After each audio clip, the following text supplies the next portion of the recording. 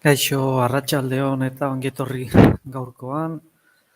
E, bueno, gaurkoan gure sare sozialen inguruko aholku batzuk komentatuko ditugu eta ea zer iruditzen zaizuen. Betiko moduan, hitzaldia aurrera doanenean, kezkaren bat edo dudaren bat izan ezkero, komentarioen zatian idatzi zuen kezkak, bale? Eta noizan behin begiratzen joango naiz eta erantzuten saiatuko naiz. Bestela, hitzaldiaren amaieran berriro begiratuko dut, ea kezkarik idatzi zuten eta kezkarik izan ezkero, erantzuten saiatuko naiz, bale? Beno, hasiko gara ba. Sarrera moduan, gaur egun sare sozialak leku handia daukate interneten, bale? Bere funtzionaltasunei esker, nabarmen handitu da, bai pertsonek eta bai enpresek haietaz egiten dugun erabilera eta erabilitako denbora. Hainbeste eskaintzarekin garrantzitsua da sare sozialak ondo aukeratzea, kontuan hartuta edukia sare batetik bestera aldatuko dela. Gaur egun sare sozial asko dauzkagu, eta denak ez dira berdinak, denetan ez da eduki berdina partekatzen, eta gauzaiek ere kontuan izan berri da. Kasu honetan, sare sozialak marketing tresna baten bihurtu dira, eta marketing tresna bezala, azken marketingaren ikuspegitik ikusiko ditugu pixkat gauzak, gehien bat, eta zentzu horretan begiratu behar dugun lehenengo gauzetako bat zein da, zeini zuzendu nahi diogu gure informazio edo guk transmititu nahi dugun informazio hori, zein da gure targeta edo ze pertsona motatara iritsi nahi dugun, gazteak, helduak, jubilatuak, jende guztia orokorrean, edo baztakit, zer zehatz egiten bakarrik pertsona zati hoiei, hori kontuan izan behar da, zeren, adibidez Espainian, Estatu Batuetan, Japonian, Txinan, ez dira sare sozial berdinak erabiltzen. Herrialde batzutan, beste sare sozial batzuk erabiltzen dira, eta kasu horretan, kontuan izan behar dugu gure informazioa nori iristea nahi dugun. Beste herrialde batzutara iristea nahi baldin badugu, kasu horretan ere, herrialde horretan sare sozial hori erabiltzen den edo ez, kontuan izan behar da, jakiteko informazio hori iristeko izan behar duen erreztasuna jakiteko, bale? Orduan, zen sare sozial doakizu hobeto? Kasuaren arabera, oizkoenak izaten dira Instagram, Twitter eta Facebook. Kasu honetan, egia da Facebook geroz eta gutxiago erabiltzen dela, orokorrean, eta Instagram eta Twitter oraindik ere asko erabiltzen dira. Baina hemendik urte batzutara, seguru asko sare sozial berriak aterako dira. Gaur egun daukagun sare sozial horietatik, Instagram, Twitter eta Facebook dira hola ezagunenak. Batez ere, hemen, Euskal Herrian, Espainian eta Europan esan ezagun, Instagram, helburu bakarra erabiltzaileek beraien artean argazkiak eta bideoak partekatzea izaten da, mezu txiki batzuk ere idatzi ditzake nolabait argazki eta bideoak partekatzen duen pertsonak, baina orokorrean argazkiak eta bideoak dira partekatzen dugun informazio hori, ez mezuak. Hala ere, partekatzen den elementu horiekin, argazkiak eta bideoekin, nolabait komentarioak eta idaztea uzten digu, eta nolabait partekatzen den pertsonakin nolabait informazioa transmititzeko kanala hori da, mezuak, komentarioak. Twitterra, mikroblogaren zerbitzunek eskaintzen dizkigun ekintza desberdinak hurrengo hauek dira. Zure esaldia tuteatu edo beste baten esaldiak berbidali, argazkiak igo, lagun eskarak bidali, nahiko basikoa da. Kasu honetan, sare sozial hau, mezuetan oinarritzen da, normalean idatzitako mezuak, eta mezu hauetan ere argazki batzuk igotzeko aukera izaten dugu, edo bideo batzuen estekak, edo horrelako zer, bale? Baina, sare sozial honen helburua ez da izaten argazki asko igotze baizik eta mezuak idaztea, gehien bat, orokorrean, Eta Facebook, sare sozial hau pentsatu zen erabiltzaileek beraien artean kontaktua mantendu ahal izateko. Lagunekin, kideekin eta senidekin. Eta beraien artean ikusentzunezko edukiak elkar banatzeko da. Bai audioak, argazkiak, bideoak, idatzitako mezuak pixkat denetik partekatzeko aukera eskaintzen digu sare sozial honek, bale? Bueno, nik uste gaur egun danok pixkat ezagutzen dugula orokorrean zer egiten duen hauetako sare sozial bakoitzak, bale? Baina, bueno. Adibide gisa, bale? Instagram, Facebooken ere gauza da, bueno, Instagram eta Facebook plataforma da sare sozial ezberdinak dira, baina gaur egun biak Facebookeken esku daude, bale? Eta hori detaile askotan ikus daiteke, gauza askotan elementuak berdinak direla, diseinu aldetik eta funtzionamendu aldetik berdinak dira, bale? Eta, bueno, naiz eta plataforma ezberdinak izan, gauza bera izango balitz bezala funtzionatzen dute kasu askotan. Bueno, Instagram eta Facebooken kasuan kontu profesionalak ere badaude. Alda batetik kontu pertsonalak daude eta beste alde batetik kontu profesionalak. Kontu profesionalak beste aukera batzuk izaten dituzte, zeren kontu horiek pentsatuta daude nolabait komertzialki lan egiteko esan ezagun, bale? Bueno, hemen idatziak irakurriko zuet, duela denbora bat, Instagramek enpresei beraien profil espezifikoa sortzeko aukera eman zieten. Instagram profesionala. Beraien saltokia promozionatzeko. Produktuak, zerbitzuak edo norberak bere burua artista bat bazara.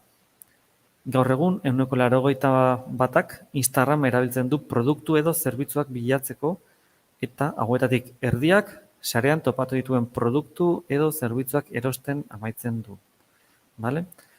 Horretik lehen esan dizuen moduan gaur egun sare sozial hauek marketing tresna baten bihurtu dira.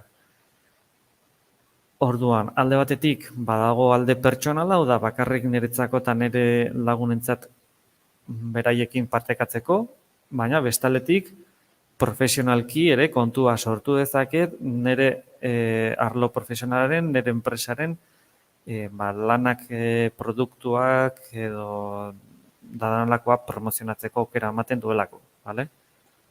Garai batean bakarrik kontu mota bat zegoen, normala, eta kontu normal horiek erabiltzen zituzten gauza berdinerako. Baina, bueno, denbora pasala, desberdindu egin dira kontu profesionalak eta kontu pertsonalak eta bakoitzak bere ezaugarriak dauzka. Bale, kasu honetan ez gara sartuko desberdintasunetan, baina pixkat komentatuko dugu. Orduan, nola sortu kontu profesionala Instagramen kasuan? Bueno, lehenengo Instagram ireki beharko genuke, bale? Eta, kontu berria sortzeko esan. Argazkia, pausoak hemen dauzkazu irudi honetan, bale? Orduan, Instagram ireki, profileko argazkia aukeratu, gure kontuaren konfigurazioa edo adierazi, eta gero gure kontuaren mota aukeratu beharko genuke, bale? Pertsonala edo profesionala nahi dugun, hor profesional aukeratuko genuke, eta berria sortzeko esango genuke, bale? Gero, kasu honetan ere, kategoria edo enpresaren zehar lotan mugitzen den adierazi bartzaio, eta botoiari sakatu nolabait sartutako edo aukeratutako datu guzti horiek baliozteko, bale? Eta onartu. Bale? Bueno, hasieran aipatu bezala pixkat komertzialki marketing inguruan tresna hauek nola erabili aipatuko dugu, bale? Bai, orain mendik aurrera ikusiko guna ia sare sozial guztietara aplikatu daiteke, bale? Orduan, nola irabaz dezakegu agerikortasuna edozen sare sozial hauetan? Bueno, Instagram edo Facebook bezalako sare sozialetan agerikortasuna lortu nahi badugu, estrategia bat diseinatu eta jarraitu behar da. Bueno, ez dago egin beharrik, baina hau egin ezkero aukera gehiago dauzkagu, bale? Orduan, hasteko kalitazteko edukia sortu, hau da. Bertan partekatzen duguna kalitate nahiko kaskarreko baldin badau da guk ez dakit arropa prendak sortzen baldin baditugu eta horiek saldu nahi baldin baditugu hauen irudiak igo edo partekatu beharko ditugu. Irudi hauek kalitate minimo bat izan behar dituzte, irudiaren aldetik, argazkiak ikusten direnean zuma edo ginezkero ondo ikusializateko, arazori gabe. Kalitate txarrarekin igotzen baditu, azkenean hau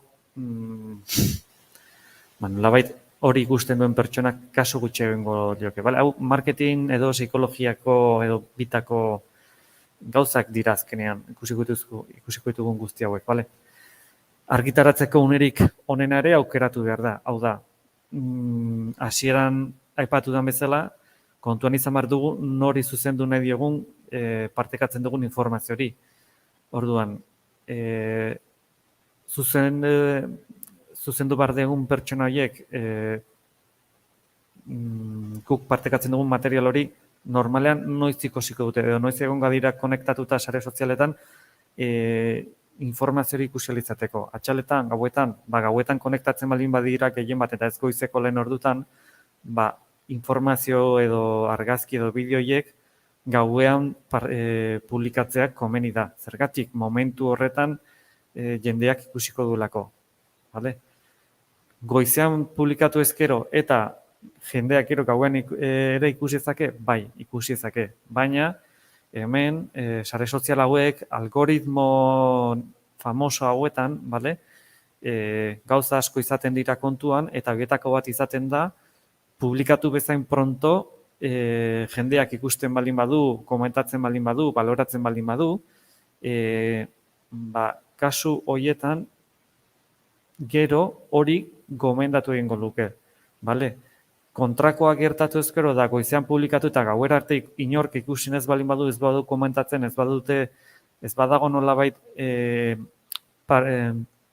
erabiltzailean eta partekatzen duen pertsona arteko ez badago nolabait akziorik sistemak usteko luke ez dela interesgarria eta ondorioz ez du gomendatzen. Horregatik gomendatzen da, argitaratzeko unerik honen aukeratzea izan dadila, zuk zure produktuiek nori zuzenduta dauden kontuan izan da, noiz ikusiko duen kontuan izan da, momentu horretan argitaratzea.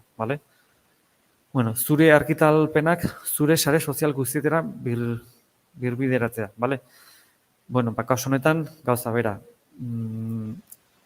Ez du balio, balio du, baina gomendagarria da sare sozial bat, baina gehiagoetan gauza bera argitaratzea. Zergatik, zeren jende guztiak ez ditu sare sozial guztiak erabiltzen, bakarrik hauetako batzuk, beraz, sare sozial guztietan publikatu ezkero, aukera gehiago dauzkagu, jende gehiago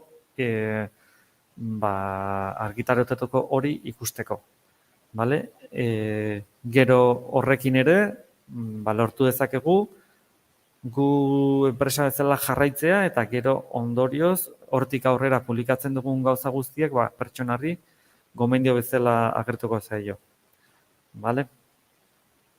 Call to actions erabiltzea, jarraitzaileekin elkar eragina bilatzea, lehiaketak eta zozketak sortzea, erabili beharreko gakoitzen azterketa egitea, kudeatzaile bat erabiltzea, oraintxe ikusiko ditugu pixkat sakon hau. Kalitatezko irudiak sortzea. Lehen aipatuko bezala, publikatzen edo argitaratzen dugun hori kalitate minimat izan behar du, erakargarriagoa izateko, hortik hasteko. Nola egiten dira, Alde batetik, aplikazio berezi bat erabiltzea, Instagramen edo sare sozial konkretu horretan publikatu behar dugun material hori ondo diseinatuta egon ahal izateko, bale? Adibidez, kasu honetan Canva aipatzen dugu. Gero, gramatikoki eta ortografikoki ondo egota ere gomendatzen da. Zergatik? Ze hori, enpresa bezala ere, nolabait adierazten du guk ze seriotasunarekin hartzen dugun gure materiala eta gure enpresaren irudia esan ezagun, ez? Gure enpresak ematen irudia txarra baldin bada, enpresarentzat ere txarra da, beraz, komeni da, ortografikoki, gramatikoki, ondo egotea, publikatzen dugun material ere, ona izatea, bale? Hau, marketing eta psikologia hutsa da, bale? Baina, bueno, hau da dagoena. Lehen ere, esan dizuen bezala, argitaratzeko unerik onena, ondo aukeratzea, bale? Kontuan izan behar da, nori zuzentzen dugun gure materiala, eta pertsona horiek noiz ikusiko duten material hori. Beraz, gehiengoak noiz ikusiko duen kontuan izan da, momentu horretan argitaratzeak komeni da. Bale? Hori, kontuan izan behar da, zein herrialdetara zuzentzen dan, edo zein adin tarteari adierazten diogun gure mezu. Bale? Pixkat denetik esan ezagun. Zein gure publikoa edo gure targeta. Adibidez, gure targeta baldin bada, Asiako herrialdeak, ez dugu hemengo ordu hauetan publikatuko, bale? Asiako ordutegiak kontuan izan beharko ditugu eta kasu horretan ordutegi horietara moldatu. Bale, adibide bezala bakarrik aipatzen dut. Bueno, gure argitalpenak birbideratzea, bale? Balen esan dizudan bezala, geroz eta sare sozial gehiagotan argitaratu edo publikatu, jende gehiagora iritsiko gara. Zere jende guztiak ez ditu sare sozial guztiak erabiltzen. Beraz, geroz eta sare sozial guzti gehiagotan gure materiala argitaratu, aukera gehiago dauzkagu jende gehiagok ikusi ahal izateko. Jende gehiagok ikusten baldin badu, azkenean jende gehiagok ikusiko du gure materiala edo erosi edo kasuaren arabera, bale? Ikusten dudanez ez daukazu kezkari, komentariotan ez dezu ezer idatzi, gogoratzen dizuet, dudaren bat edo baldin bakazue edo kezkaren bat baldin bakazue, komentariotan idatzi zakezue eta izan behin begiratzen joango naiz eta erantzuten saiatuko naiz. Bueno, call to actions ekin jarraituko dut. Call to action zure web edo blogaren kokatutako botoi edo testu bat da. Baliozko bezeroak ekintza zehatz bat egitera bultzatzen dituena. Hau da, gantxo bat ezen ezagun, botoi bat jartzen duzu, jendeak botoi hori klikatzera bultzatzeko, bale? Botoi horren bitartez, zehozer edo nunbaitera zuzendu ahal izateko, edo zehozer ekintza zehatz bat egitera bultzatzen gaituena, bale? Hau ere, betiko marketingeko tresna da. Jarraitzaileekin elkarreragina bilatzea. Lehen aipatu dizuet, sare sozial guztiak eta internet orokorrean algoritmoak erabiltzen dituzte. Kasu honetan sare sozialak algoritmo hauen bitartez, zer egiten dute? Jendeak zer egiten duen beraien sare sozialetan aztertzen dute. Ze material mota ikusten duten, zenbat denbora egoten diren sare sozial horietan gauzak begiratzen, erosketak ere egiten dituzten bai edo ez, gauza asko ikusten dituzte. Eta estatistika guztiak kontuan izan da bere algoritmoak sortzen dituzte. Sortu eta aldatu. Hau ez dira finkoak, izan behin aldaketak egiten dituzte, momentu edo egoraz berdinetara aurre egiteko. Beraz, gomendatzen dena da publikatzea edo argitaratzeak material hori jendeak ikusten duen momentuan zergatik. Igotzen duzun momentutik jendeak nolabait zurekin publikatzen duen pertsonarekin elkarrerakina daukalako. Bale, mezuak idazten dira, materiala baloratzen da, material hori beste batzuekin partekatzen duzu beste plataforma edo beste zerbitzu batzuekin, bale, nolabait elkarrerakina sortzen da argitarapen horretan. Beraz, lehen aipatzen nuen algoritmo hauek, gauza hauek asko baloratzen dute. Eta kasua hori baldin badau da, zuk publikatutako edo argitaratutako momentu horretan, jendeak zuzenean mezuak idazten baldin bada, gustatzen zaien ez esaten baldin badu, partekatzen baldin badu, berarentzat hori ona da, bale, interakzioa deitzen dena sortzen da, eta kasu horietan material hori nolabait esan ezagun, nola asko laburtuta, interesgarria dela esan dezake sistemak, eta ondorioz beste erabiltze batzuei ere gomendatzen dien material hori. Kontrako zentzuan, material bat partekatzen dugunean sare sozialetan, lehenengo orduetan jendeak ez badu komentatzen, ez badu partekatzen, ez badu adierazten gustatzen zaiola, eta kasu horietan zer gertatzen da, algoritmoak interpretatzen duena da, material hori ez dela interesgarria, eta beraz ez du gomendatzen material hori beste erabiltzaile batzuei. Beraz, material hori ikusializateko beste pertsonatzuek zuzenean bilatu egin behar dute hori topatzeko. Bale? Zehazki hori bilatu. Bestela, plataformak edo sare sozialak uste duenez interesgarria ez dela, beste material ezberdin bat gomendatuko die erabiltzaileei. Bale? Hola asko laburtuta horrela funtzionatzen dute. Bueno, beste tresna bat zein da, lehiaketak eta zozketak sortzea. Bale? Pertsonatek parte hartzen eta komentatzen duen bakoitzean ikuspen handitzen da eta erabiltzaile gehiagoren gana irits gaitezke. Azkenen nolabait da, nolabait jendeari bultzatzea edo nolabait parte hartzea zuk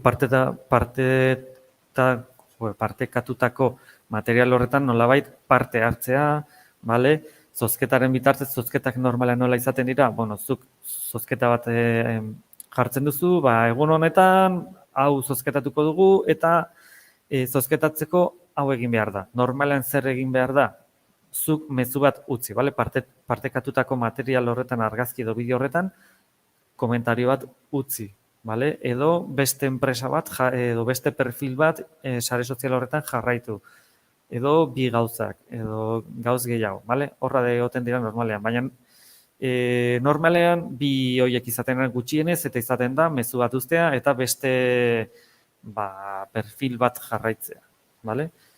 Eta horrekin, azkenean, zu enpresa bezala beti ez, baina noizean behin zozketak egiten bali mutetzu, normalean jendeak zer egiten du? Zure perfila jarraitu, adi egoteko, zuk zozketatzen duzun produktu horien zai egoteko adibidez. Baina, azkenen hau marketing hutsa da, berriro errepikatzen dizuet. Zer gehiago? Erabili beharreko gakoitzen azterketa egitea. Sare sozialak erabiltzen denean batez ere komertzialki esplotatzeko, hashtag hitzak erabiltzen dira. Hitz hauek balio dute bilatzeko. Ez partekatzen duen pertsonarentzat, baizik eta material hori bilatzen duen pertsonarentzat.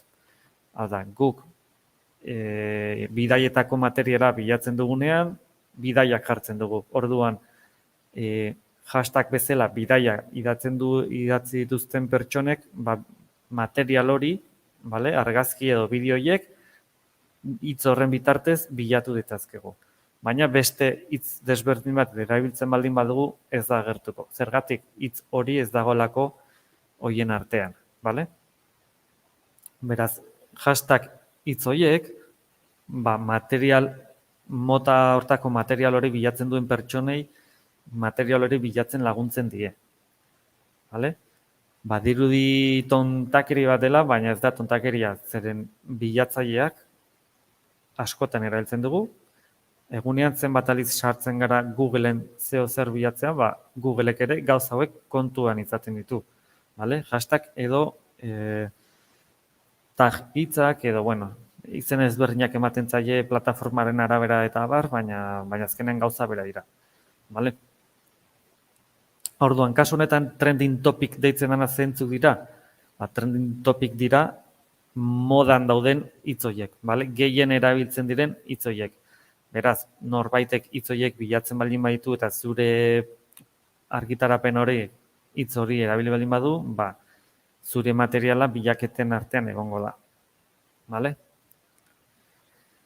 Erabilera koherentea izan behar da, edukiarekin integratuta egon behar du. Hau da, postreen materiala edo janariaren materiala bideo argazkiak igotzen baldin baitugu edo argitaratzen baldin baitugu, ez dugu paisai baten argazkiat jarriko. Edo ez diogu paisaiaren hitza edo hashtaga jarri behar. Ez dauka zentzurik paisai bat poste batekin, ez? Hitzak, aukeratu barretugun hashtag hitzak, argitaratutako argazki edo bideo edo materialarekin zerikusia izan beharko luke. Bestela, bilatzen duen pertsonari ez dio zertan laguntzen idatzitako hashtag edo tag edo hitz konkretu hauek, bale? Kudeatzaile bat erabiltzea. Kudeatzaile bat zer esan nahi du? Programa berezi bat erabiltzea sare sozial guzti hauek kudeatu ahal izateko, bale? Bertan gertzen dena irakurriko lehenengo. Argitalpen guztiak sare sozialetan kudeatzen laguntzen dugu. Aldez aurretik planifikatzea, lana taldekatzea, aldi berean zeregin ugari egin behar izatea saiestea, eta ideiak sortzaile guztiak idatzi. Pixkat, sare sozialen erabilpenak kudeatzen laguntzen dugu, bale? Komertzialki hau nola erabiltzen da? Sare sozial, lehen aipatugu, sare sozial bat, baino gehiagoetan argitaratzeak gomendatzen dela. Modu bat zen izan daiteke. Banan sare sozial batean sartu eta argitaratu. Bestean sartu eta argitaratu. Bestean sartu eta argitaratu. Hori lan asko da eta nahiko motela, esan ezagun. Erritmoa nolabait nahiko moteltzen du azkenean. Bale? Lan egiteko ritmoa. Beraz, tresna hauekin, adibidez eman aipatzen dugun Hootsuite, bale? Zer eskaintzen dugu aplikazionek? Eskaintzen duguna da sare sozial bat baino gehiago era berean kudeatzea. Hau da, adibidez Twitter, Facebook, era berean egin dezakezu publikazioa plataforma berdinetik beste plataforma ezberdinetan. Bale?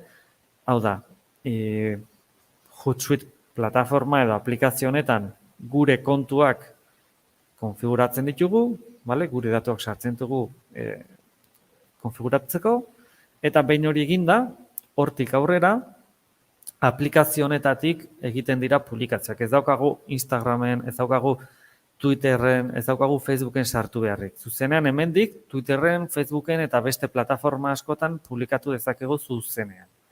Beraz, denbora asko aurrezten da daukagulako banan-banan sare sozial ezberdinetan sartu behar eta banan-banan publikatu beharrik. Baizik eta dana momentu berean aplikazio batetik toki ezberdinetan publikatu dezakegu. Bale? Beraz, lan pila bat aurrezten du aplikazio honek edo horrelako aplikazioak. Ez da Hootsuite, ez da aplikazio bakarra egiten duena. Beraz, labur bilduz, ikusgarritasuna handitu nahi badugu, zer egin behar dugu?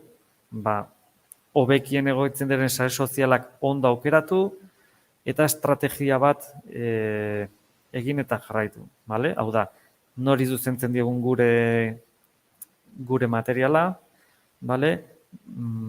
zuzendutako targeta aipatzen duenean da, zein pertsona motari, zein zuzendu da, zein pertsona mota, ze adin, zein herrialdetekoak, noiziko esten duten materiala, goizetan, eguerdian, atxalean, gauean, noiz ikusten du nik nahi duten pertsona hauek, noiz ikusten duten material hau. Ordutegiare garrantzitsua da, herrialdea garrantzitsua da, adina garrantzitsua da, marketing hutsa da guzti hau, baina azkenean enpresa bezala komertzialki gure produktuak, gure lana zabaltzeko modurik errezena, estrategia hori nolabait argita garbi ukitza da, ondo planteatu zein den estrategia hori eta jarraitzea. Vale? Eta horretarako sare sozialak erabiliko ditugu. Ze sare sozial, hori ere, estrategiaren arabera, zein herrialdearen arabera, sare sozialak ondo aukeratu behar dira. Vale? Ez daukagu beti berdinak ere behar, gure targetaren arabera aukeratuko dugu sare soziala. Bueno, mila esker gaurkoan gure itzaldia ikustagatik. Ikusten dudanez ez dezute kezkarik izan gaurkoan. Gaur egun denok erabiltzen ditugu sare sozialak, baina gehien bat modu pertsonala erabiltzen dugu eta ez modu komertzialean edo ez enpresa moduan. Gaur ikusi ditugun edo aipatu ditugun gomendioak gehien bat komertzialki erabiltzeko dira. Bale? Enpresa moduan, gure lana edo gure produktuak saltzeko nola egin aipatzen ditugu gomendio batzuk. Bale? Baina, azkenean hau esan dizuen bezala marketing moduan erabiltzen dira gaur egun tresna hauek. Guk modu pertsonala erabiltzen ditugu gure kontu pertsonalarekin, baina kontu komertzialak ere badaude. Eta hauek abantaila batzuk dauzkate ez dialako kontu pertsonalak bezala. Beste ezaugarri batzuk dauzkate komertzialki erabilizateko. Beraz, komertzialki esplotatzeko kontu profesionala edo komertziala erabili. Bueno, kezkarik ez daukazutenez gaurko hemen utziko dugu eta betiko moduan gazetagoan eskaintzen ditugun ikastaroak, hitzaldiak eta ikustea edo bertan parte hartzea animatzen zaituztet. Aste honetan, ostegunean, hitzaldi hau ere izango duzue, baina gazteleraz. Eta hurrengo astean ere, beste hitzaldi ezberdinat izango duzue eskuragai nahi izan ezkero. Bueno, gaurko hemen utziko gu, mila esker gaurkoan hitzaldia ikustagatik, edo ondoren ikusten zu ere, mila esker, eta hurrengora arte. Ondo izan.